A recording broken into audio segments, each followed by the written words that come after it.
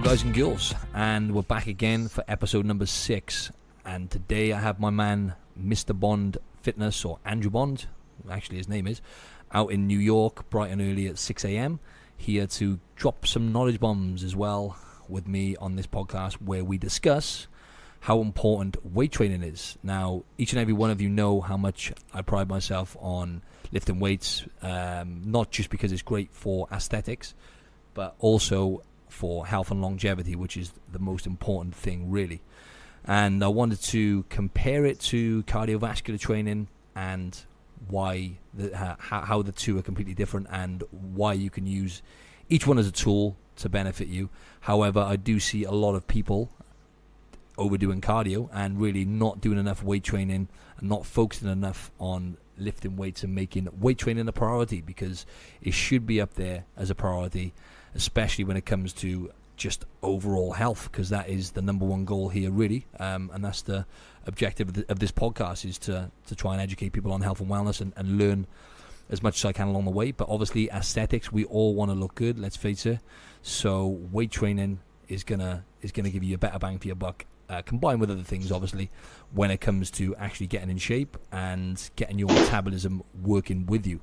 So Andrew, what's your thoughts on the two, on cardio versus weights? I know it's a bit of a rant, like a bit of a wide kind of open question, but yeah, if you're married to the cross trainer and you're not happy with how your body looks when you take your clothes off, then you might want to prioritize strength over cardio.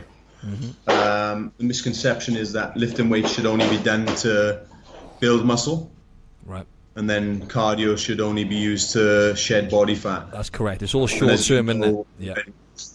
Short term, yeah, you got to look at the long term process. But as you know already, you should let nutrition do the majority of the work. For sure. And use cardio as sparingly as a tool to create a deeper calorie deficit. If you hit the plateau and you get in a predicament, just use that as a tool, as you've probably done during your prep. Yeah, exactly. And more recently for your for sure, yeah. So cardio is no different to anything else we throw in when we want to throw a curveball, or when we want to progress generally in the gym. Everything should be done within phases, essentially, where you don't want to adapt too much to what you're doing, so you don't want to overdo things. Essentially, that's the best way to kind of simplify it. It's like anything in life. You don't want to overdo cardio, just like you don't want to overdo weights. However, as Andrew was saying, then when it comes to building muscle, we don't look at the wider kind of spectrum when it comes to the end product and getting results going forward. We always tend to say, okay, if I lift weights, just like Andrew said, I'm going to build muscle. There's a hell of a lot more to weights than just building muscle. What the muscle actually does for the body and so on and so forth, we'll come back to that. But cardio, the myth and the kind of, I'm just going to say bullshit, that we kind of all seem to think that cardio is calories in and calories out. So if I eat 2,000 calories and I burn X amount of calories doing cardio, then I'm going to lose weight. And it's like, well, that doesn't really tell us much apart from the number on the scales. And it really, if anything, it's just going to do more harm than good if you're getting hung up on what the numbers say on the scales, because they really are just numbers. They're not really going to indicate good health, body composition, and all the rest of it. So weight training, guys, and girls, bone density, I'm going to go over a few of the health benefits first, and I'm going to get hopefully get Andrew to chime in and help me out when I run out of ideas. I'm saying quite a lot again now, so I'm going to snap out of that. Anyway, then again, bone density and longevity and just strength in general. So strength, as I've heard myself on a podcast, repeated regular, is the foundation for pretty much everything when it comes to health and performance. We need strength, and lifting weights applies to what we do in day-to-day life. So everyday life kind of stuff we do requires strength, and it requires maybe a little bit of muscle as well for us to carry the shopping, to move stuff around. Just to be a functional human in this day and age does require a little bit of strength. So that's kind of the first thing that weight training is going to do, and strength training is going to increase your strength, which is going to improve how you function and move and carry yourself in day-to-day life. Also, there's bone density. So I'm going to get Andrew to chime in a bit in a minute as well. But yeah, bone density, lifting weights will definitely increase and improve your bone density. So as we get older, our bone density kind of disintegrates and decreases, and that makes us more prone and more susceptible to diseases such as osteoporosis and many other kind of illnesses. But yeah, osteoporosis is really common and different types of arthritis. So if you want to kind of prevent these things from happening, or at least reduce the risk, then lifting weights with good technique is, it should be part of your routine. Any other things you'd like to chip in, and when it comes to the benefits? Yeah, I mean, like doing resistance training properly. Let's say that from the offset. Focusing on big compound lifts and building strength. Ultimately, it's going to give you good balance, stability, and you're going to move better. For sure. Right. So if you're focusing on cardio, opposite the resistance training, it prioritizes muscle. Mm-hmm. With cardio, it just burns more calories at any given time, right? Exactly. So, like, let's just say. So I want to focus on. Whilst you're on that note, mate, if I can just hold you there. So roughly, again, it's these are estimated kind of digits, but they're pretty give you an idea. So a pound of fat will burn you about 2 calories a day, let's say, whereas a pound of muscle will burn you anything from about 30 to 50 calories a day per se. So you do the maths, and it just basically goes to show that if you build muscle, you're going to be burning more calories at rest, because your resting metabolic rate will be elevated, because muscle is expensive to keep on the body, and it costs a lot of calories just to keep that muscle on your body. Is that right, And? I cut you off there as well. Sorry about that. Yeah, mate. That's all right. No worries, mate. So even restricting calories and doing excess cardio, your body's going to become efficient at doing this in the body weight you're at, right? Mm-hmm. So it can literally slow your metabolism down. That's right. Now, if you train and eat for optimal health and long-term health, you're going to look better, as putting on more muscle requires a lot more from the body, and should have your metabolism revving and moving in the right direction.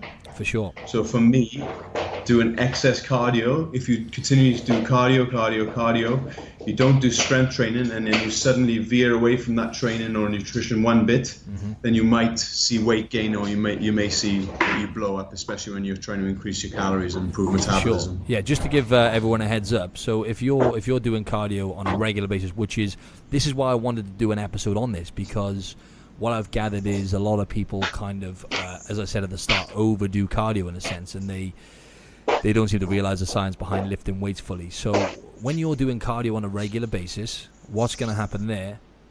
I'm going to say this again because I've got it on Instagram. When you're doing cardio on a regular basis, you're sending the signal to your body, if you're overdoing it, you're sending the signal to your metabolism to actually slow down and become less efficient at burning calories. It's a survival mechanism.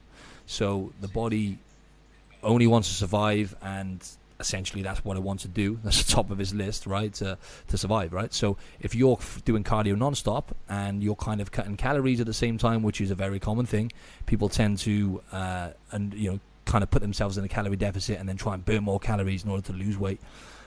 You're then gonna actually send the signals for your metabolism to slow down to keep you alive, because your body is like, okay, so this motherfucker is not feeding me enough and he's burning me out by doing cardio, so I'm gonna have to slow down now to maintain all the functions in the body. So without going too much into that, don't overdo cardio and use cardio as a tool, and just focus really on your movement. I would recommend getting some sort of wrist piece, a device to track your steps and see how much you're moving on a daily basis, because the most of your calories actually burned are not going to be when you're doing cardio. Most of your calories burnt are just going to be in day-to-day life when you're walking around. If you've got an office job, if you're sat on your ass, then the best part of your day is obviously being spent sat on your ass. So you should try and get up and focus on moving. Have a look at your steps on your Fitbit or whatever tracking device you have, and try and rack some steps up. So get up every hour or two, have a walk, go on a walk on your lunch break. And this is the kind of the active. You want to focus on the activity as opposed to burning your body out with cardio. Really, is what I would say on that. So and that goes down to your NEAT as well. If people are not aware of this, is non-exercise activity thermogenesis. Exactly. Which is everything you do outside exercise. Yep. So this can be housework, this can be walking, this can be taking the dog for a walk, taking some steps in work. Exactly. Your main focus should be on that. I would like to promote this because it's less impact on the body as well. So if you are used to doing a lot of high intensity interval training, sprints, it's going to be a huge impact on the body, and it's going to affect the way you move, especially if you've been sat down, as Marvin just reiterated just now. If you've been sat down all day, your hips are tightening up, your posture's poor, and then you go into a high intensity session. It's probably not going to be best for you. So if you can get up and move around from your desk, then that's going to work better as well in the long term. For sure. And just like Andrew said, like what I would aim to focus on is just by making as many healthy choices as you can, really, in life in general. But when it comes to your nutrition, the more healthy choices you can make with eating your food, and I'm not going to go into the ins and outs and make it sound complicated, because in reality, as a starting point and for the kind of goals most people are going to have listening to this, it's not rocket science when it comes to just making a few healthy choices and trying not to eat as much processed food and eating more whole organic foods, as I've brushed over on previous episodes. So that should be your number one, and then you want to focus on lifting weights properly, just like Andrew said. There's lifting weights, and then there's lifting weights with good technique, which are completely two different things altogether. And I do notice a lot of people kind of not lifting weights properly in the gym. I used to be one of those, but I've obviously educated myself a bit more, and I really do focus on connecting to the muscles and technique now, which is the most important part when it comes to lifting weights. I would say it's about 70% psychological, so you need to be thinking about where you're feeling it. And without going too much into that, I'll go on to another tangent now. Weightlifting and nutrition, in terms of aesthetics, health, longevity, okay? Because people do a lot of high intensity. It's like all these fads and kind of, actually I'm not going to say fads, but there's some big things, big kind of organizations out there, such as CrossFit, and there's one called F45 here in Australia as well, which I'm definitely not going to talk shit about, because they both have their place when it comes to health and wellness. However, people kind of overdo these things. They're just examples of high intensity training. So if you're training balls to wall day in, day out, from what I've gathered from people I've had come to me actually for sessions, and they've done this kind of training in the past, it's not really sustainable. I mean, I've dabbled in it myself, and generally, when it comes to longevity in later life, it's not really going to benefit you doing super high intensity cardio day in, day out, because that's actually going to put a lot of stress on your body. It's called high intensity for a reason. It puts your body under stress because it's intense. So you don't want to overdo that kind of cardio. It has its place, just like Andrew said, and the high intensity cardio I tend to bring in for modeling shoes or shows. I tend to bring it in for about 3 weeks, just like I would do strength or any other type of training, for about 3 weeks before the body adapts and hits its peak and gets really good at it.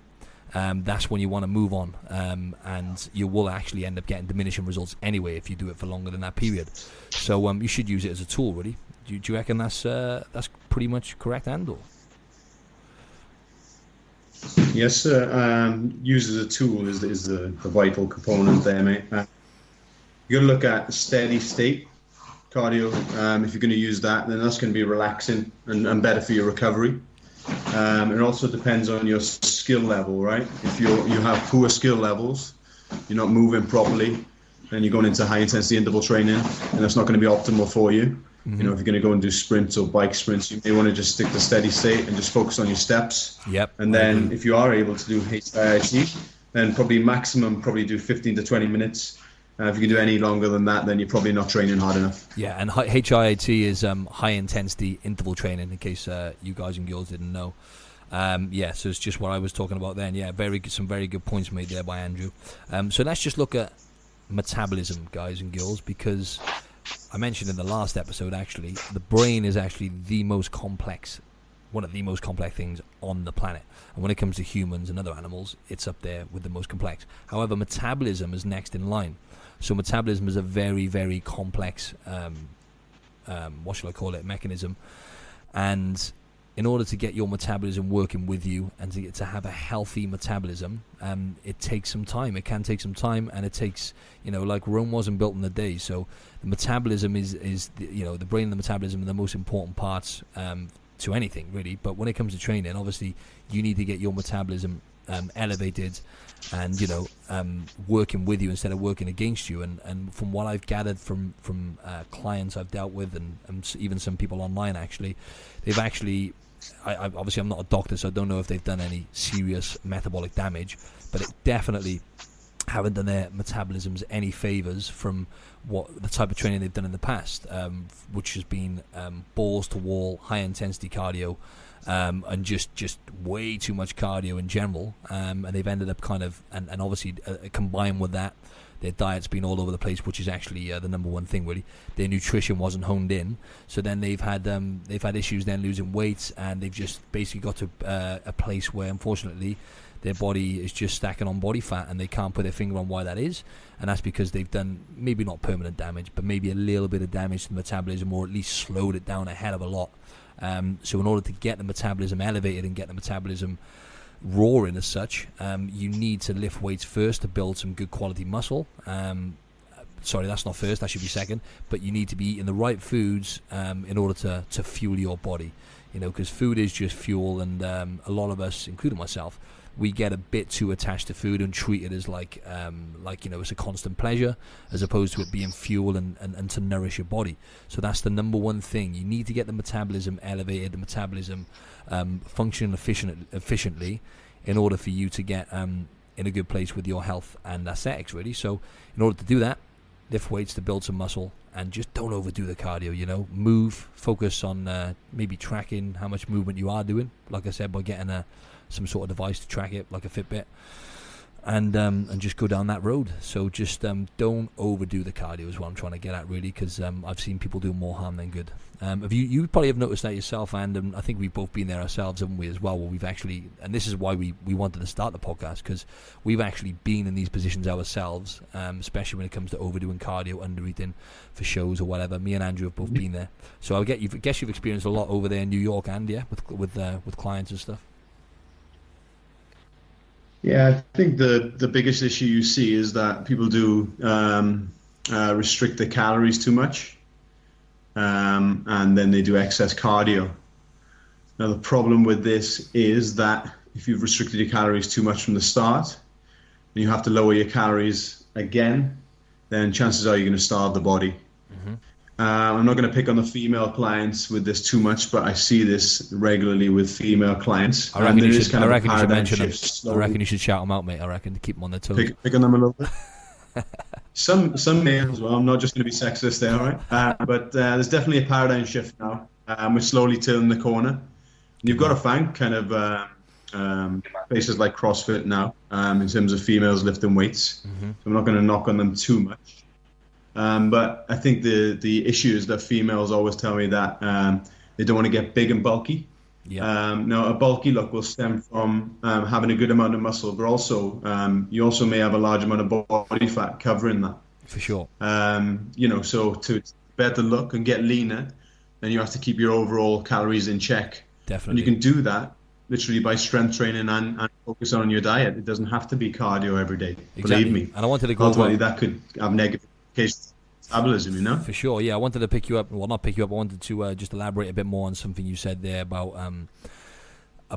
CrossFit and about building muscle and stuff. So yeah, I've had the same issue myself, where I've had actually it's all female, where they've been, oh no, okay, I don't want to do heavy weights because I've done it before, and I tend to just go really bulky. And so what I try and explain to them without being patronising or making them feel bad is essentially, well, I'm just going to go over this quickly as well, that muscle is actually 3 times more dense than fat. So if you've got some fat on your body, just to make it pretty simple, it's gonna spread out a bit more around your body. So when it comes to people looking kind of bulky, generally that's because, as we mentioned, the nutrition is not really honed in properly, and they're probably maybe overeating.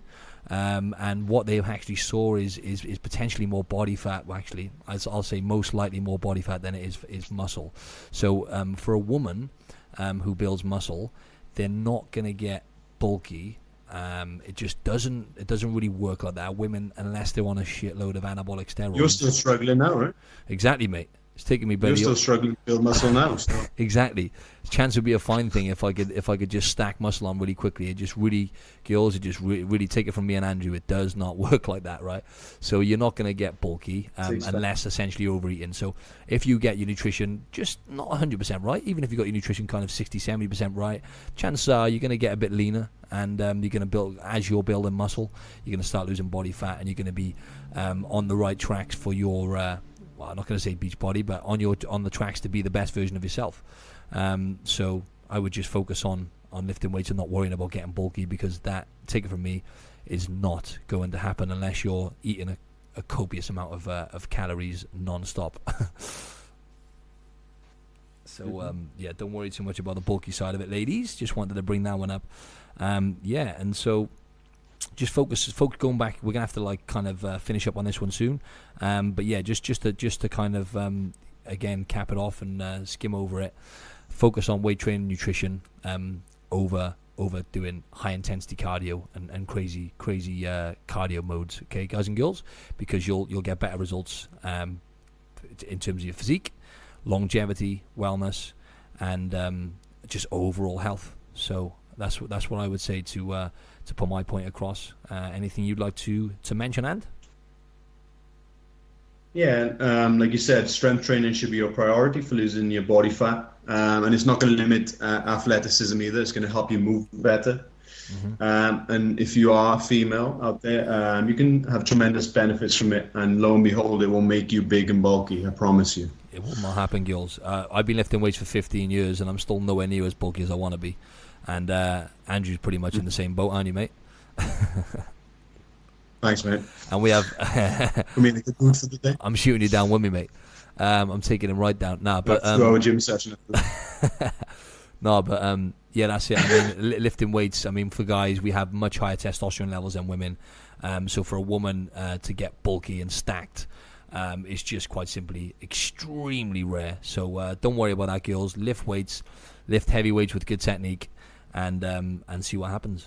So yeah, we're gonna leave it there before we go off on another tangent. But yeah, go hit me up on Instagram at Martin Silva Fitness. Go give me a follow, check me out. Also, Martin Silva Fitness on YouTube. Please subscribe to my channel, would mean a lot. And also, obviously, the podcast. Please give me a 5-star review, and if you could subscribe, that would be a massive help. Thank you very much. Andrew, fire away, mate. Thank you guys for listening in. My Instagram is Mr. Bond Fitness, so at Mr. Bond Fitness, and inquiries to mrbondfitness@gmail.com. Thank you.